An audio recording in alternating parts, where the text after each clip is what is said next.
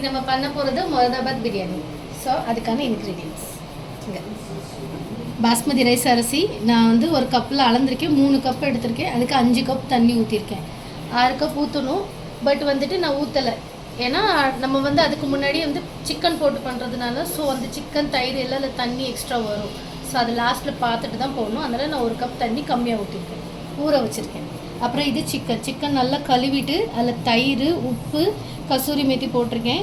இப்போது நான் இதில் வந்துட்டு whole garam masala, whole spices, இலாய்ச்சி இலை, பிரியாணி இலை, கிராம்பு, பட்டை, அதுக்கப்புறம் இந்த ஏலக்காய், சீரகம் இது எல்லாம் மொத்தமாக போட்டு இதோடய சேர்த்து பரட்டி வச்சுருவேன். ஏன்னா அந்த ஃப்ளேவர் இறங்கும். அப்புறம் இதில் வந்து என்னென்னா சோம்பு, பச்சை மிளகாய், இஞ்சி, பூண்டு தனித்தனியாக அரைச்சி போடலாம், ஒன்றா அரைச்சி போடலாம். நான் ஒன்றா அரைச்சி வச்சுருக்கிறேன். ஸோ இதுவும் இதில் போட்டுட்டு மிக்ஸ் பண்ணணும்.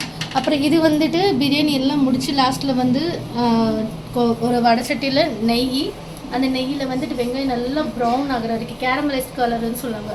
ஸோ அது அந்த கலர் வர்ற வரைக்கும் நல்லா ஃப்ரை பண்ணிவிட்டு அது கூட இந்த ட்ரை ஃப்ரூட்ஸ் போட்டுட்டு நம்ம வறுத்து அந்த லாஸ்ட்டில் பிரியாணி முடியும் தெரியுமா, அந்த எண்டு டைமில் கேவடா ஓட்டர்னு ஒன்று இருக்குது.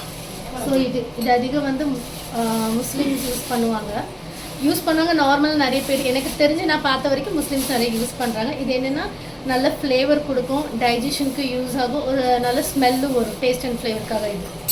ஸோ இது வந்து லாஸ்ட்டில் தான் ஊற்றுவோம். எப்படி நம்ம வந்து லாஸ்ட் ஃபைனலில் வந்துட்டு நெய்யில் வந்து தாளித்து போடுறோமோ, தட்கா பண்ணி போடுறோமோ, அதே மாதிரி இதுவும் லாஸ்ட்டில் போட்டுட்டு கிளறு கூட அப்படியே டக்குன்னு போட்டு மூடி வச்சுருவோம். ஸோ இதெல்லாம் லாஸ்ட்டில் யூஸ் ஆகும். இப்போ இது எல்லாம் ஒன்றா போட்டு மசாலா போட்டு நல்லா மிக்ஸ் பண்ணி ஒரு கம்சேகம் ஒரு ஹாஃப் அன் ஹவர் போதும். அது ஊறிச்சுன்னா அதுக்கப்புறம் டைரெக்டாக டோப் வச்சு நம்ம கடாயோ டோப் எதில் பண்ணுறீங்களோ அதில் அதை வச்சு நெய், கொஞ்சம் நெய் இதில் கம்மியாக ஊற்றணும். லாஸ்ட்லி நம்ம வந்து தட்கா பண்ணி ஊற்றுனால அந்த காரம், உப்பு டேஸ்ட்டெல்லாம் கம்மியாயிடும். ஸோ அதனால் கொஞ்சமாக ஊற்றி அதில் டைரெக்டாகவே இந்த மிக்ஸ் பண்ண எல்லாமே சிக்கனோட எல்லாமே போட்டு நல்லா வறுத்து கொஞ்சம் ஃபாஸ்ட்டாக ஒரு 10 to 15 minutes வச்சா அதையாக வெந்துடும். அதுக்கப்புறம் நம்ம வந்து உப்பு, காரம் எல்லாம் டேஸ்ட் எதாவது அட்ஜஸ்ட் பண்ணி போடுறதா இருந்தால் போட்டுட்டு மஞ்சத்தூள், மிளகாய் பொடி, கரம் மசாலா, மல்லித்தூள் சேர்க்கவே கூடாது. இது முராதாபாத் பிரியாணினா ஒன்றுமே இருக்காது, ஹல்காவாக எக்தம் லைட்டாக இருக்கும், ஆனால் ஃப்ளேவர்ஃபுல்லாக இருக்கும். அதுதான் முராதாபாத் பிரியாணி.